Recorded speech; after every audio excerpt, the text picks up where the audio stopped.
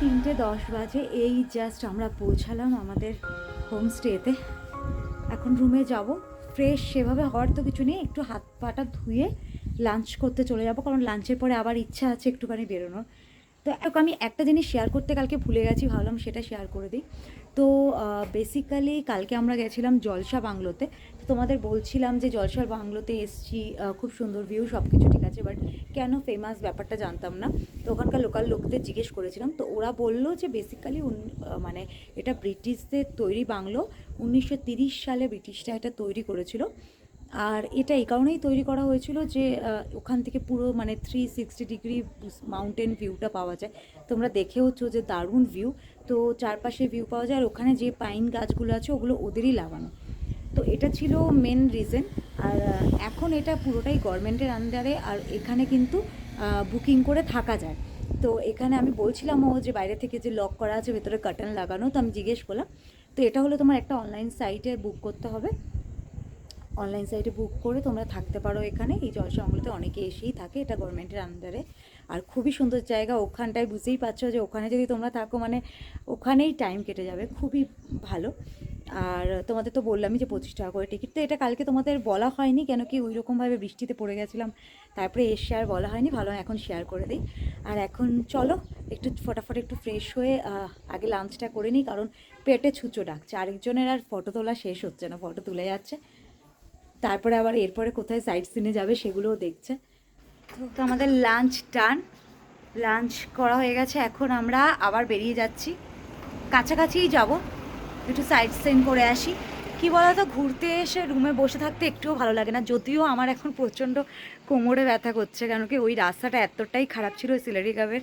কোমর মানে back pain হচ্ছে প্রচণ্ডভাবে, বাট তাও স্টিল রুমে বসবো না, ঘুরে আসি। তো এখন বেরোচ্ছি, সোম বলতে পারবে এক্স্যাক্টলি কোথায় যাচ্ছে। আমার এত জায়গা সত্যি বলছি নাম মনে থাকে না। তো বললো জায়গাটা ভালো। এদিকে আয়, কোথায় যাচ্ছি আমরা একটু বলে দে, আমি নাম এত মনে থাকে না। দারাগাঁও থেকে এদিকটায় যাব সোজাসুজি। মানসাং বলার জায়গা আছে, এই জায়গাটা মানসাংয়ের মধ্যেই পড়ছে। মানসাং কি view point? Mansong view point. আচ্ছা, তো সেই ভিউ পয়েন্ট এক্সপ্লোর করব। ওখান থেকে জায়গাটা একটু ফাঁকা ফাঁকা, মানে একটু অফবিট জায়গা অবভিয়াসলি। তো কালিম্পং অফবিট নতুন জায়গা মানসাং, ওটা এক্সপ্লোর করবো। আর ওখানে ভিউ পয়েন্ট আছে, সেটাও দেখবো। তো চলো। আর এটা কি মুঙ্গেরগঞ্জ নাকি? মুঙ্গের জং। মুঙ্গের জং, আচ্ছা। এত বিদঘুটে বিদঘুটে নাম না, আমার কিছু মনে ওই থাকে না। মুঙ্গের জং এর মধ্যেই হচ্ছে মানসাং, সরি মানসাং এর মধ্যে মুঙ্গের জং। তো এমা আমি জুতো পরে এলাম না, আমি চটি পরেই বেরিয়ে এসেছি। চল তো যাই, দেখে আসি জায়গাটা কিরকম। তোমাদেরকে বললাম না মানসাং ভিউ পয়েন্টে যাবো।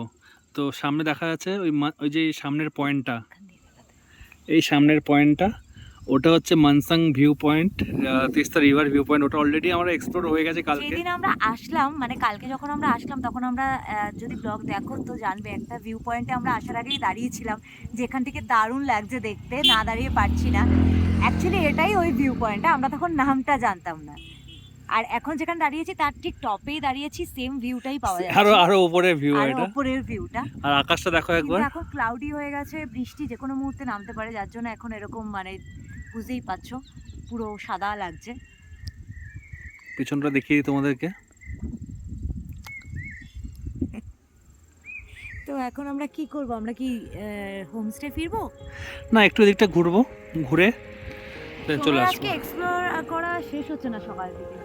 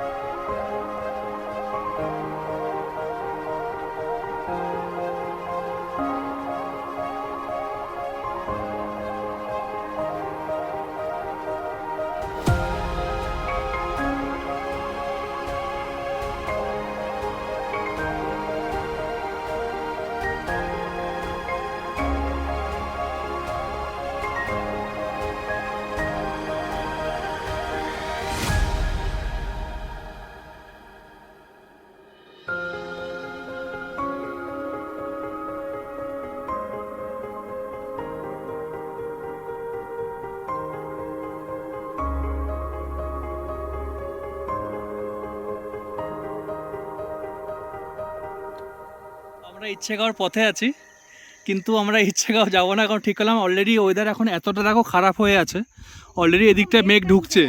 ওই উপরে ওই যে ওখানটা দেখা যাচ্ছে ওটা হলো ওই উপরে হচ্ছে ইচ্ছেগাঁও। আর রাস্তাটা জাস্ট তোমরা কতটা ক্যামেরায় বুঝতে পারছো না, দেখতেই পাচ্ছ রাস্তাটা কিরকম, কিন্তু ভিউ কিন্তু খুব ভালো, মানে এতটা এইভাবে যাওয়া ইম্পসিবল। হ্যাঁ, কেন কি অলরেডি আমরা একটা অফরোডিং করেছি আজকে ওটাই সিলেরিগাঁওতে। মেঘ ঢুকে গেছে, যে কোনো মোমেন্টে বৃষ্টি নেমে গেলে এই রুটে ফেরা খুব মুশকিল হয়ে যাবে। আর আমি আগেই বলেছিলাম আমার বর আমাকে কেন আনে জানো তো, ফটো তোলার জন্য। ঠিক আছে, প্রথমে কি করবে বলো তো, এই তুই দাঁড়া, তুই এখানে দাঁড়া, তোর একটা ফটো তুলে দিচ্ছি, কি ভালো লাগছে, প্লিজ দাঁড়া, প্লিজ দাঁড়া। একটা ফটো তুলে দিল, নে এবার আমার তোল করে কুড়িটা, এই পোজে এই পোজে এই পোজে। আমি শুধু ক্যামেরাম্যানের কাজ করতে আসি ওর সাথে, আর আমি তুলি না তোর ছবি। ওই তো নিজের কুড়িটা তোলানোর জন্য আমার দুটো। সেটা ওই বাড়িটা খুব দূরে নেই, কিন্তু বাড়িটা এই রাস্তাটা খুব দূরে নেই, কিন্তু মেঘ যেভাবে ঢুকে যাচ্ছে রিস্ক হয়ে যাবে যাওয়াটা এখন। একটা গাড়িও আসছে, গাড়িটাকে বল আমাদের নিয়ে যাবে কিনা, স্কুটিটা রেখে তাহলে গাড়ি করে যাই আমরা, হ্যাঁ তাহলে যেতে পারি। সেটাই।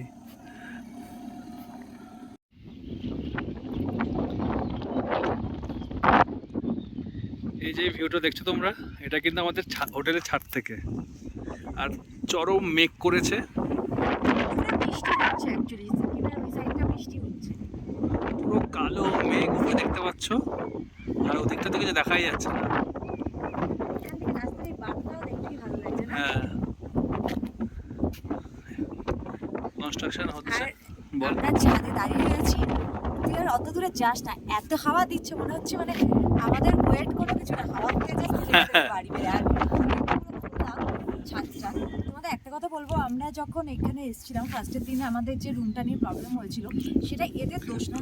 আমরা যে কলকাতার থেকে যেখান থেকে বুক করেছিলাম, তো তার মানে যার মাধ্যমে বুক করেছিলাম ফল্টটা তাদের ছিল, বাট তারপর থেকে এখানে রয়েছি আমরা, যেটা বুঝতে পারছি এদের ব্যবহারও খুবই ভালো, খাওয়া দাওয়ার কোয়ালিটিও ভালো, আর যথেষ্ট ভালো ব্যবহার, প্রচন্ড খাতির করছে। আর যেটা আরেকটা জিনিস আমরা দাঁড়াগাঁওয়ে এসে দেখেছিলাম, এই হোমস্টেটা কিন্তু দাঁড়াগাঁওয়ের বেস্ট হোমস্টে, মোটামুটি সবাই মানে দেখো না ভিউটা, দেখো না ভিউটা, অনেক মিনিস্টার বাবুল সুপ্রিয় ডিএম, অনেক ডিএম এখানে এসেছে থেকে এসেছে, তো মোট কথা এটা খুব ফেমাস।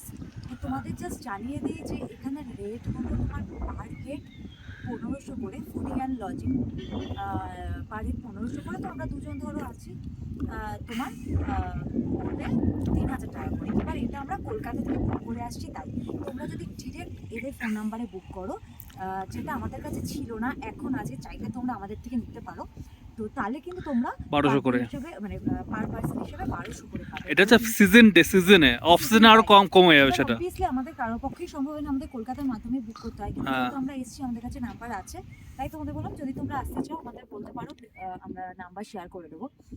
আর আমার মনে হয়েছে যে 3000 টাকাও যদি ধরি, তো সেই হিসাবে যথেষ্ট ভালো, টাকাটা একদম মানে জাস্টিস করছে। আর একটা কথা, এখানে সন্ধ্যাবেলা নর্মালি ভেজ পকোড়াই দেয়, কিন্তু যদি তোমরা চিকেন পকোড়া খেতে চাও 110 টাকা করে পার প্লেট, 120 হ্যাঁ 120 করে পার প্লেট পড়বে, ওটার উপর দাঁড়াস না, পার প্লেট পড়বে। তো আমরা আজ এরকম কালকে খাইনি, আজকে খাবো, অনেক লেট হয়ে গেছিল আর ইচ্ছা হচ্ছিল না, আজকে আমরা অর্ডার করেছি। তো ভালো, মোটামুটি সবটাই ভালো, সব থেকে ভালো এই ভিউটা, এই যে এই দেখো ভিউটা দেখতে পাচ্ছ, কিছু দেখা যাচ্ছে না। বলে দিই যে এটা যেরকম বললাম সেম ওয়েতে লাট পাঞ্চারটা বলে দিই, এটা 1500, ওটা 1400, এটাই ডিফারেন্স, ওটা পার পার্সন 1400 করে, তো দুজন থাকলে সেভাবে হিসাব করে দাও 2800, 3000 মতো পড়বে approx, obviously fooding and lodging approx 3000 টাকা মতো আর পড়বে। এক বেলা ডিম আর এক বেলা চিকেন, যেরকম নরমালি যেটা হয়ে থাকে। তো এটা জাস্ট তোমাদের সাথে শেয়ার আর একটা ভ্যারাইটিও আছে, আজকে আমাদের অমলেট দিলো। আর আরেকটা কথা, আমি তখন বলছিলাম আমাদের সাথে একটা ট্র্যাজেডি হয়েছে, যেটা গুড ওয়েতে নেব না ব্যাড ওয়েতে বুঝতে পারছি না, তো সেটা তোমাদের বলি। তো বেসিক্যালি যেটা হয়েছে সেটা হলো যে আমরা যখন সাইট সিন করছিলাম, তো আমাদের যে ট্রেনটা যাওয়ার কথা ছিল, ওই ট্রেনটা আমাদের ক্যান্সেল হয়ে গেছে। তো ওই টাইমে ফোন আসে আমাদের ট্রেনটা ক্যান্সেল হয়ে গেছে, তো তখন তৎকালে টিকিট কাটার চেষ্টা করা হয়। বাট আজকে কোনো কারণে এনজিপি সাইবার ডাউন আছে, যার জন্য তৎকালে টিকিট কাটা পসিবল হচ্ছিল না, তো কোনোভাবেই পসিবল হয়নি। তারপরে আমরা ট্রাই করছিলাম যে আমরা বাসে বেরিয়ে যাব, কিন্তু সন্ধ্যাবেলার কোনো বাস আমরা মানে এত শর্ট টাইমে তো সন্ধ্যাবেলা স্লিপিং ইয়ের কোনো বাস পাইনি। আর রাতে ট্রাভেল করাটাও, এবার রাতে ট্রাভেলটা সোম চাইছিল না রাতে ট্রাভেলটা করতে, যার জন্য আমরা ক্যান্সেল করলাম, এবং এই জন্য আমাদের কাছে এক্সট্রা একটা দিন হয়ে গেছে। এবার অবভিয়াসলি খারাপ ওয়েতে কেন বলছি, কারণ সোমের অফিস আছে, স্বাভাবিক কাজকর্ম, ওটা ইম্পর্টেন্ট। আর ভালো ওয়েতে এটা যে আমরা একটা দিন এক্সট্রা থাকতে পারছি। তো সোম বলছিল যে এখানে আর না থেকে অন্য কোথাও আমরা থাকবো, সব হোক বা ছোট মাঙ্গোয়া বড় এরকম কোথাও। বাট আমি বললাম দরকার নেই, এই ভিউটা এত সুন্দর, এখান ছেড়ে যাবো না, আর এখান থেকে আরো অনেক সাইড সিন আছে করার মতো।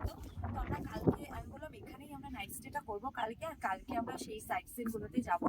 আর আশা করছি কালকে পেয়ে যাবো, নাও পাই তাহলে আবার বাসে নেই তাহলে। এটাই আর এখন ওয়েদারটা দেখো তোমরা, ট্যাং ট্যাং ট্যাং, কি ওয়েদার! হ্যাঁ সুস্মিতা, এই মানে ওয়েদারটা দারুণ, একদিকে দারুণ একদিকে খারাপও, ওয়েদারটা খুব খারাপ। তো অবভিয়াসলি আমরা এখানে এখন হোমস্টে ছাদে আছি, আমরা এখন যদি গাড়িতে থাকতাম বলতাম তাড়াতাড়ি হোমস্টেতে চলো, ওয়েদার খারাপ। তবে কালকে এই টাইমে যা ছিল মানে প্রচন্ড খারাপ, মানে সেটা ভিডিওটা দেখিয়েছি কালকে। রাত্রিবেলাটা দেখতে যা লাগে, অলরেডি ওখানে লাইট জ্বলতে শুরু করে দিয়েছে আস্তে আস্তে। হ্যাঁ, ওখানে এখন দেখা যাচ্ছে না মেঘের জন্য, বাট লাইট জ্বলতে শুরু করে দিয়েছে। গুড মর্নিং বন্ধুরা, চলে এসেছি থার্ড ডে আজকে ডারগাঁওতে। আর এখানে আমরা এখন মর্নিং টি চলছে, কিন্তু আজকে আমাদের চলে যাওয়ার ডে অ্যাকচুয়ালি ছিল। আর হয়তো এখন আমরা এই একটু প্যাকিং করে আমরা প্যাকিং বেরোচ্ছি। কালকেই হয়ে যেত, আমরা 11টা নাগাদ বেরোতাম, কিন্তু এক্সট্রা একটা দিন পাওয়া গেছে। তো এখন গরম গরম চায়ের সাথে সাথে এখান থেকে ভিউ এনজয় করছি। ভিউটা তোমার দেখাচ্ছি, দেখে বলো কেমন লাগছে। দেখাবে তোমাদেরকে, ভিউ এনজয় করতে করতে এখন চা খাবো, দেন আস্তে আস্তে রেডি হবো, ব্রেকফাস্ট করবো, তারপরে আমরা এখানে আরো কিছু সাইড সিন আছে কালিম্পং এ, দাদা আছে সে সাজেস্ট করলো মর্গান হাউস, দূরবীন্দারা মনস্ট্রি, সেটা দেখা যাক কি কি যেতে পারি, কেন কি অ্যাকচুয়ালি সাজেস্ট করেছে অনেকগুলোই, বাট আমার সত্যি কথা এতগুলো যাওয়ার আমার উপর ভরসা নেই, জানি না কল না করতে না পারবো কিনা। ভরসা নেই না, এতগুলো যাওয়ার ইচ্ছা নেই, কেন কি কয়েকদিন তো টানা প্রচুর ঘুরেছি। আর কালকে না আমাদের সিলারি যাওয়ার ইচ্ছে করে, রাস্তাটা এত খারাপ ছিল, ওই জার্নিটায় প্রচন্ডভাবে আমার ব্যাক পেন হয়েছে। তো আমি ওকে বলেছি দেখ আজকে তো আমাদের হিসাব মতো থাকারই না, সেখানে আমরা এক্সট্রা থাকতে পারছি, তো কোনো চাপ নেবো না। বলেছে ঠিক আছে, ভালো কথা, অনেকগুলো সাইড সিন রয়েছে, আমরা যদি দুটো তিনটেও করতে পারি, রিল্যাক্স দু তিনটে সাইড সিন করবো, রিল্যাক্স করবো, কারণ আমাদের এসে প্রচুর প্যাকিংও করা আছে। তো ওটাই, তো আপাতত চা খেয়ে নেই আর তোমাদেরকে ভিউটা দেখাচ্ছি।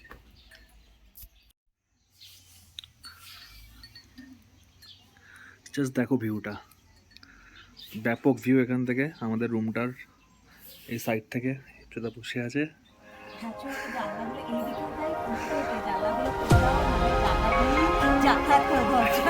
একদম দরকার নেই। তো যাই হোক, চাটা আমরা এনজয় করি।